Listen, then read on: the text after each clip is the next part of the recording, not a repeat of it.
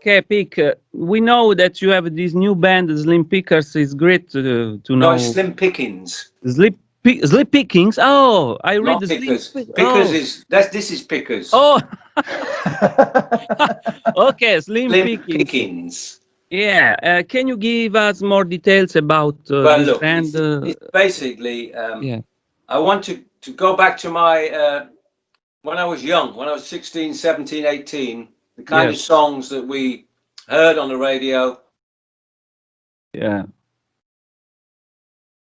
back in those days, people, all bands just played, they were cover bands. It was only when the Beatles really began, even the Stones were a cover band. Yeah. Yeah. It was only when the Beatles changed everything. I mean, even pop music, pop music up to that point was always bands played and songwriters wrote songs. Bands didn't play their own songs. They didn't Okay. write them. Yeah. So I wanted to revisit that and see what I could play with a good band that felt the same way about it. And so the guitar player is an Italian guy called Luca Oh. Boscacin, Oh, and nice. the bass player is somebody I've worked with over the years called Marcus Cliff. He's a really Yeah. Yeah.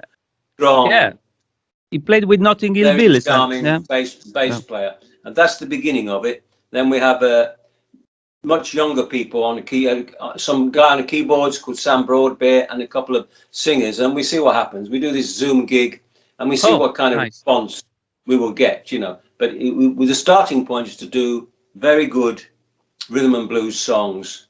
Well, Wow. in my opinion, they're good songs. Other people, that's for them to make a decision, you know. Yeah. Um, and it goes back to a time when I first began, when there was very limited ability to hear stuff on the radio. Yeah. One radio station, you know, television, very little pop music. So, Mm. you know, it was very limited what you could listen to. And some of my influences then were just an instrumental group called The Shadows. Yeah, I love it. I love them. Yeah. And this, although at the time that was the only thing that was available, it was really a blessing because it's four pieces: guitar, rhythm guitar, bass, and drums, and everybody plays, you know, a very important role in the band. Yeah. They always had good drummers, and the drummers always played the cymbals as well, you know. And Yes. if you listen to things like the Everly Brothers, Yeah. Yeah. the Everly Fantastic. Brothers and things, big hits like Kathy's Clown, the drums are always featured in I'm not saying they're at the front, but they're always an what we call an integral part of the song. It's not something that just keeps the time, you know. Yeah. It is involved in what I would call conversation. So it's a Slim Pickens is an attempt Oh. to maybe revisit those times with good vocals. You know, Oh. so have Yeah. a guy and a girl singing, and it should be really, you know, because a lot of bands in those days, you go to see them, and they had all the enthusiasm in the world for the guitars and the bass and the drums. Singing Yeah. was dreadful. Ah. Singing Yes. wasn't so good. It was, you know, or the band played too loud, Yeah. and you couldn't hear the vocals because the equipment was very poor. Yes. Okay. Okay. So that's Okay. what Slim Pickens is really about, you know. Okay. And as I say, to bring it down to a small nutshell, I want the girls to dance and the guys to dig the band. Oh, Okay. thank And you. what about this you're gonna revisit that kind of songs, and what about the drums you're gonna use for that? Vintage drums, or what kind of drums do you gonna use for these shows, for this Well, it's just concert? one show. I don't know. I'll probably use. Yes. I may use my old Gretsch kit. Oh. Um, it's a little oddments, you know, but yeah, small little kit. You know, Okay. I haven't given it much thought really. Um, I have a drum kit I play every day, and it's a Gretsch kit. and I have some odd things with it as well, like an IOT stainless steel snare drum. Okay. You know, they're just drums to me. You know, and of course, because it's in a small space, you learn to Yeah. play quietly, which is, you know, I like that. Yeah. Yes, four piece drum, bass, floor tom. Maybe more than four, maybe four piece. I'll have two snares and, Okay. but you know, Right. small sizes. I don't like the bass drums today that are like cannons. They're very big, Mm-hmm.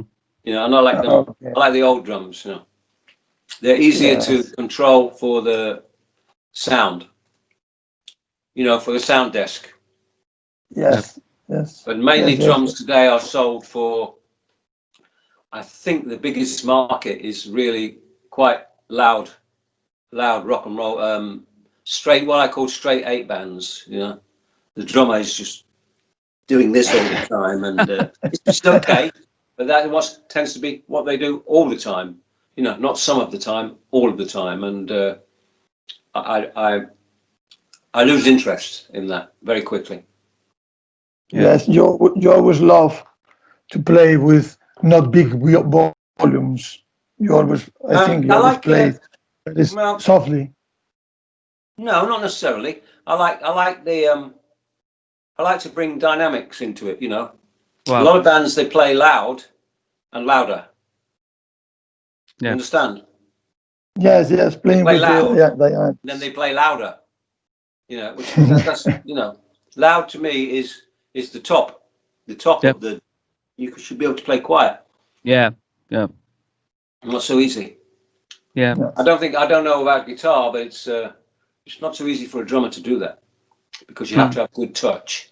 Good touch comes from practicing, Yeah. and you know.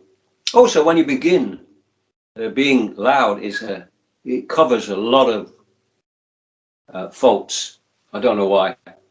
Young bands they all play. When Dire Straits first started, we did a gig in Deptford where Uh, where we first met and first practiced, and there was a little space outside. There was some sort of 1 day festival yeah. Yeah. We saw the pics. The with a pics. lot The of pics. punk bands, and the punk bands discovered that the little apartment where Dire Straits were was next to Yeah. the stage, and they said, "Could we come in there and tune up?" And we said, "Yeah, of course you can." But their enthusiasm was so great, ding ding ding ding, and they begin to play before they're in tune. Yeah, ding ding ding, everything's Yeah. fast, furious, and it's you know no finesse. And that's fine. That's Yeah. the way Yes. you begin. You begin with a love of music, and you hopefully it introduces you to a whole new world of I want to be better. You know, I want to. It's like learning to talk with a baby. You know, you have to Yes. have a. First of all, you have a small vocabulary, and you want to improve your vocabulary. So you have to work at it, and it's getting past that stage where you think, yeah, I enjoyed that, but I want to be better. How can I do that? So you practice, I Yeah. guess. Yes. And then it becomes a little more complicated because some people need more practice than others. Um, I don't know why that is. You know, that's just life, isn't it? You know, you look at people and you think, why is he? You know, why does he practice for 5 minutes and he's always better, and I have to practice for 2 hours? That's life. You know, Yeah. Yes.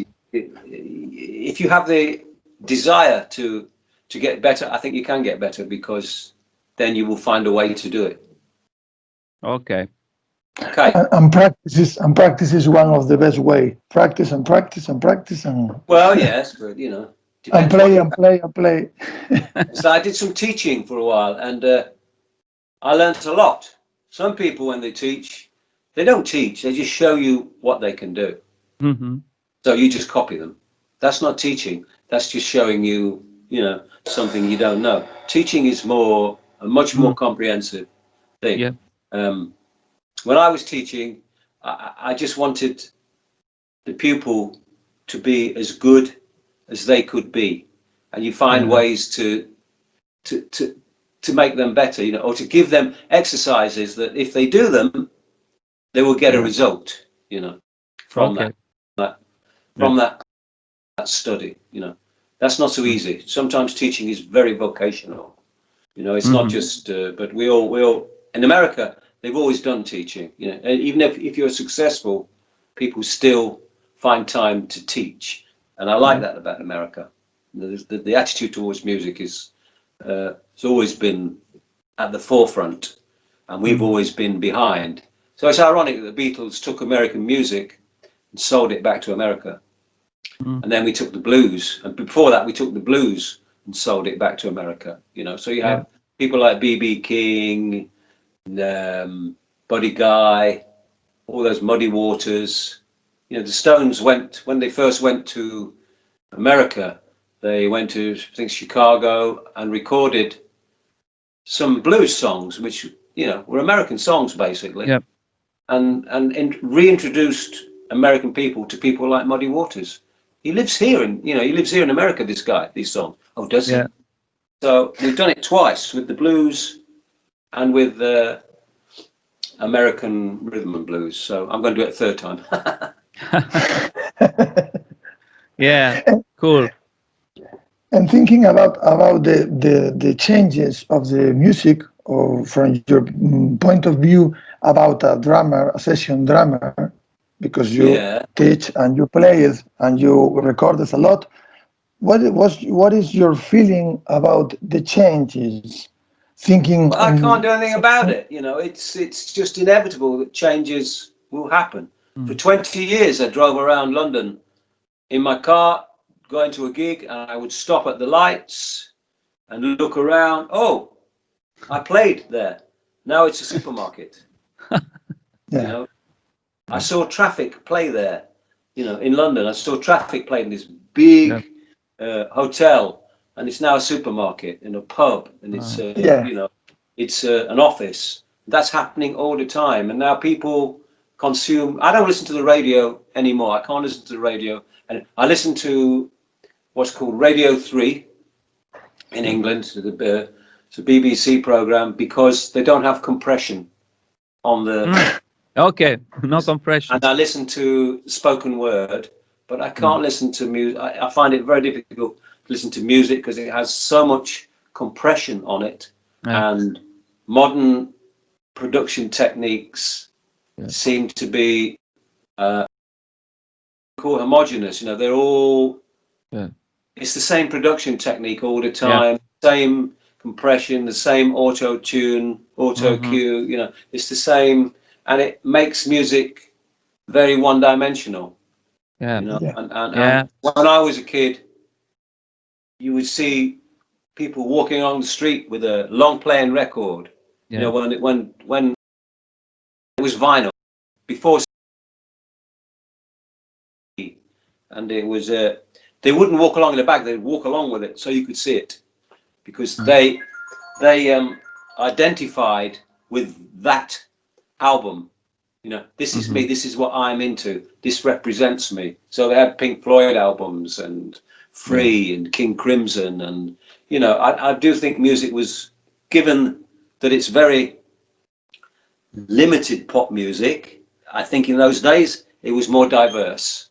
Now it's you know, you have to go to the internet now to find stuff that you like. You're not going to hear it through the usual channels of radio and television. You know, you have to have Instagram and stuff. And studio work is kind of, I haven't been in the studio for a long time.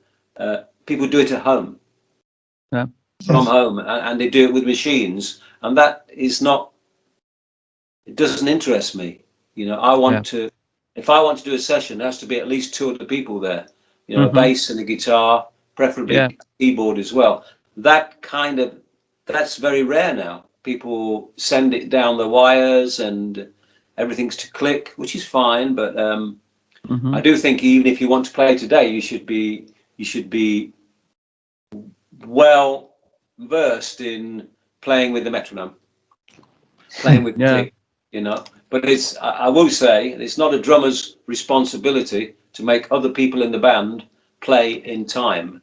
You know, everybody has to have Yeah. that responsibility. All together. Yeah. And the drummer should be able to be almost like a conductor, you know, to control the dynamics when it's down and when it's up, and to maybe give signals and cues, and be good at getting the right tempos for songs, counting them in, that kind of a thing, you know. So let's hope that you know, it will come round again. But a lot of studios are closing in this country now, and I lived in studios for about 10 years, and it was a very important part of my my education. Yeah. Because when you go into a studio, it's pretty ruthless, you know. When somebody says, "Come and listen to that," what you played, you know, the mics don't forgive anything. Yeah. Yeah. Yes. The big mirror. There, you know, I remember in the early days when I play, oh yeah, I want to come and listen to that. I did a great drum fill there, you know, because I thought it was a really good drum fill, but it wasn't appropriate for the song. It was just me, and I want to say this, you know, and it's, you know, so people won't learn that, all that kind of stuff. You know, they won't have a relationship with a band that's a group of people making music. It's just it's all going to go. It's all going to be very linear, and linear doesn't really do it for me. Drums is a kind of, you know, social instrument. You know, it started off in Africa as a way of sending messages. You know, and just send it down the wire now is just it's a shame, but it's the way things are. Okay. So Yes. you have answered the questions. The question, excuse me, I had. I wanted to ask you, what do you think about all the music industry? How it changed through the years? You know, before people bought records, vinyls. I remember I went to the shop waiting for the record. So for me, a record was a sacred thing. Now people go to the smartphone on Spotify, listen in a approach I call fast food music. Okay, now listen to the single. That I don't like it. So I don't think any musician of my era likes that, but I don't think much you can do about it. I remember when I was still at school, I was playing in a band in Leicester where I grew up. You know, there was much excitement because records were always released on a Friday. You know, and the Beatles' new record was coming out on Friday. And one of the guys said, "I'm going to get it from the shop at 3 o'clock. Everybody has to be in the house at 5 o'clock so we can play it and learn it and be the first group in Leicester to play it on stage later." This is the two Beatles singing. It was "I Want to Hold Your Hand." Yeah, beautiful. Okay. But generally speaking, you know, with the records, you know, the artwork now is not good. The LP was a bigger kind of, what can you say? A bigger notice board on which to put all your stuff, you know, the art. People now don't know who play on the records. They don't know who produced the records. They don't care. That's sad for me, you know, because I very much identify with the records more than I like it. I want to know where it was made. I want to know who played on it. I want to know who wrote it, and I want to, you know, maybe look at some other stuff that person has done, and it's like an adventure of discovery. There's no discovery now, but get you and with the other people telling you what you're supposed to like. And I don't want people telling me what I should like. I know what I will like and what I don't like. And you know, but I don't know.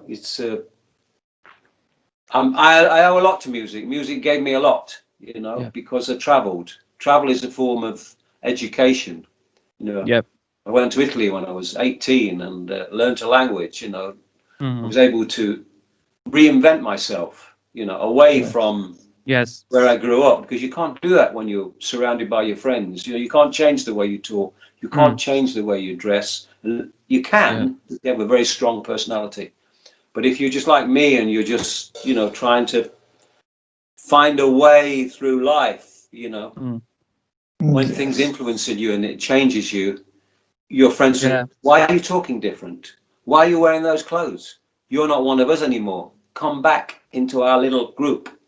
So travel is a very important part of that. And, you know, I went to Germany as well before I went to Italy. Thanks to the Beatles, really, because the Beatles made this kind of journey possible. People wanted to copy them, and the clubs in Germany wanted little Beatle groups. You know, so I have a lot to learn. Nice. Nice. So can we? Sorry, go on, Miguel. Sorry. Are you going to say something?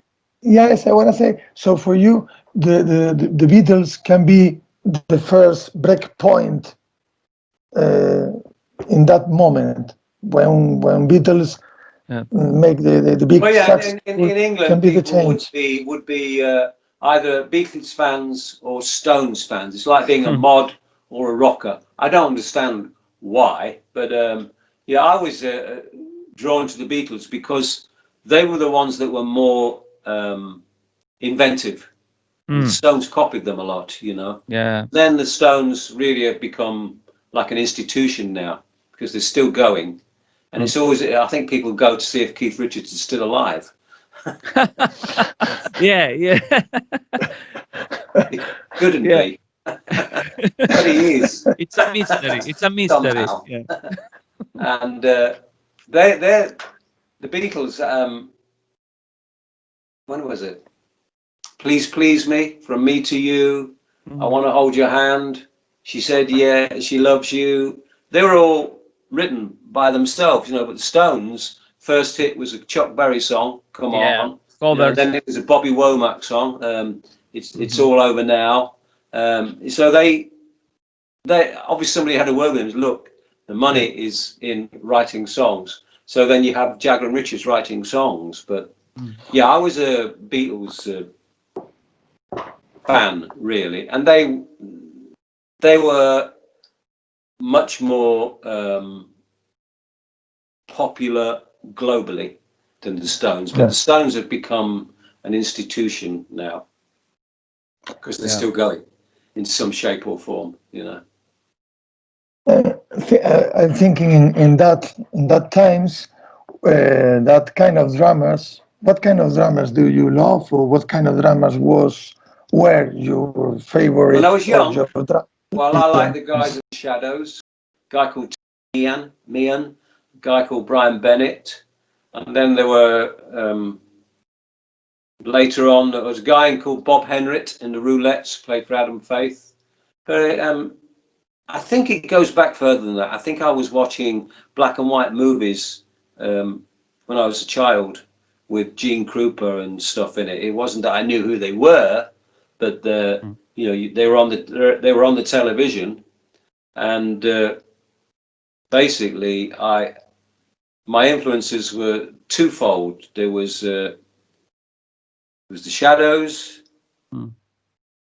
and some of the beat groups. Not so much Ringo, although I do like him, and Charlie Watts is quite nice, but they weren't my heroes, as so to speak. I actually joined a military band, you know, because the only way I could get a drum when I was 14, and I think that gives you a really good grounding in rudiments.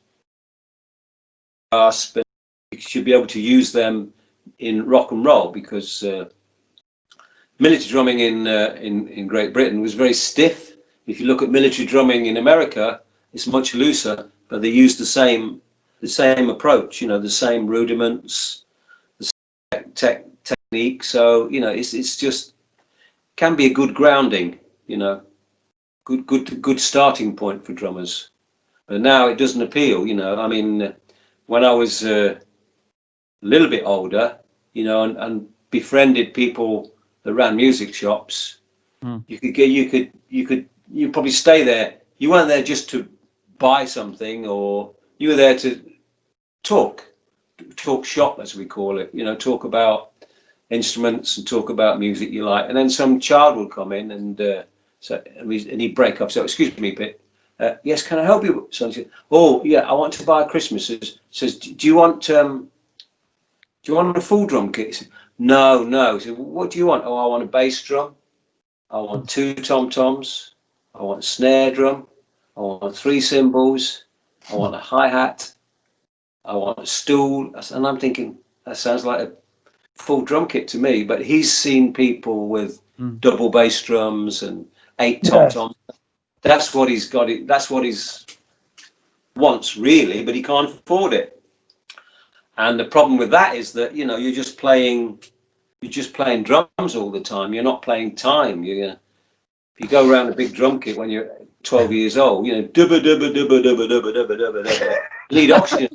And it's not.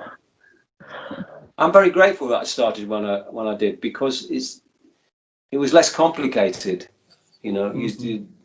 Everybody had one instrument. If you heard a sound, somebody made it.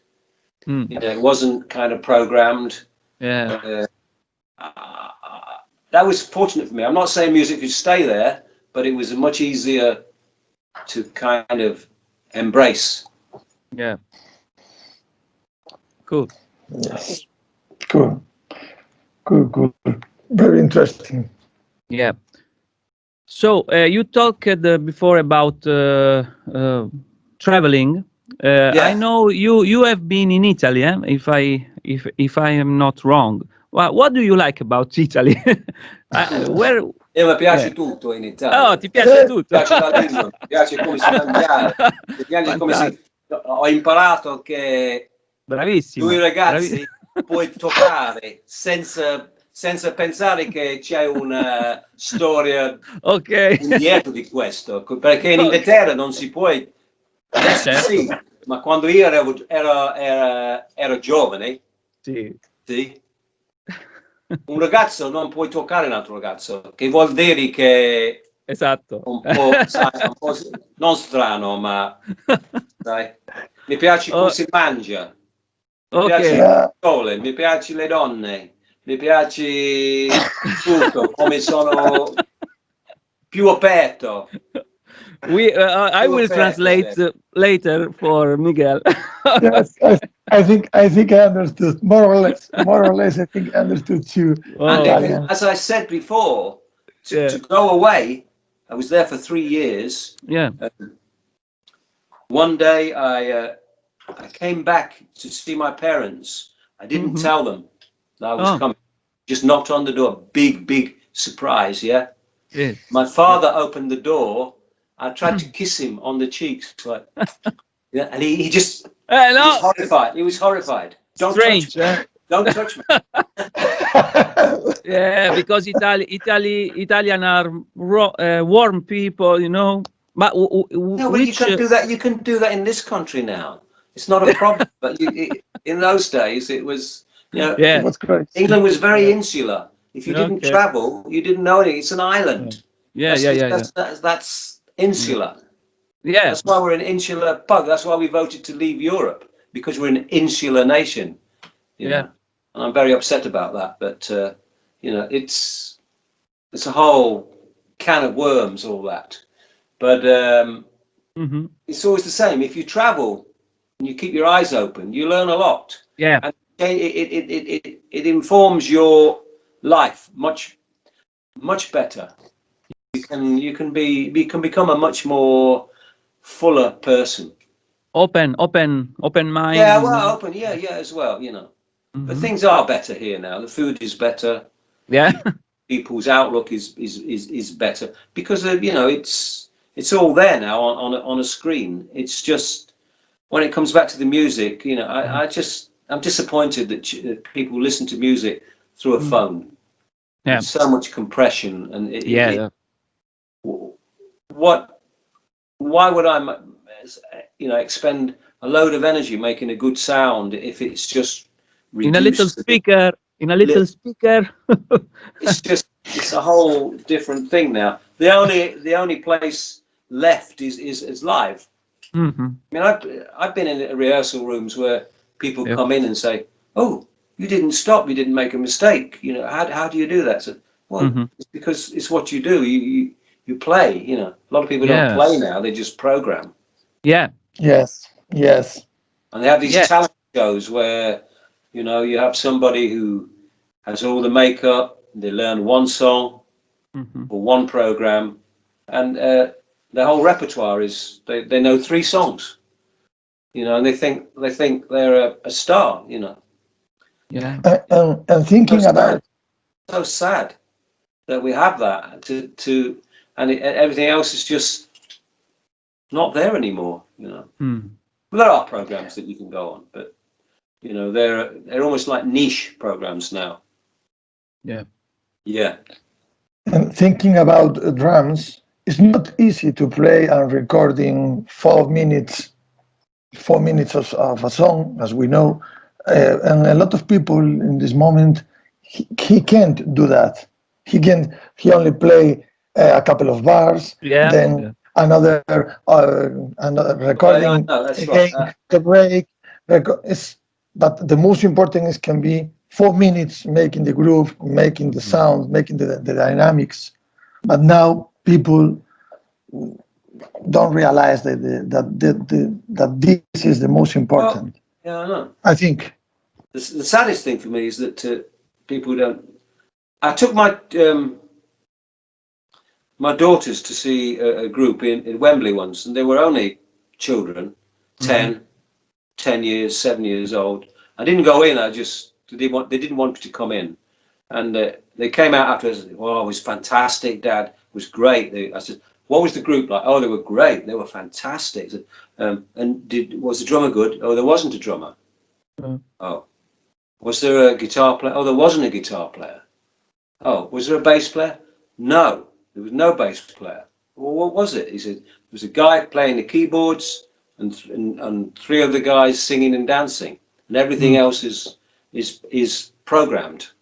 Yeah. Now they're happy with that. You know, they don't know any different. My beef is that people go to that concert. They don't think, "Well, I can't sing."